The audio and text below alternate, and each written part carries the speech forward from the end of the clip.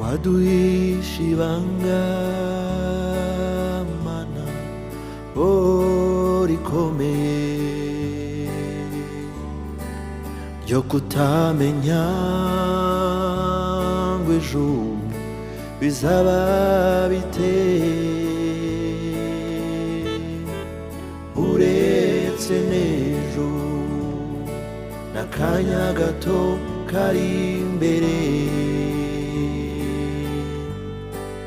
Nitumenya ngo nako gahatiki, ariko mana byose wowe ubizi,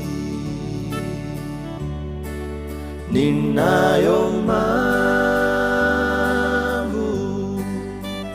witwa Imana. Nurinduka uri mwiza no mu bihe bishishana nk'ibi, nta mwana w'umuntu wabasha guhumuriza ngo amanuke agere ku ndiba y'umutima ukomeretse.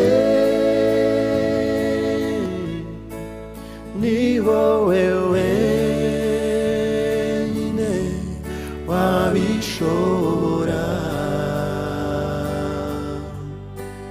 ngwino uhumurize imitima ikomeretse, uyikomeze. Nta mwana w'umuntu wabasha guhumuriza ngo amanuke agere ku ndiba y'umutima ukomeretse. Ni wowe wenyine wabishobora, ngwino uhumurize imitima ikomeretse,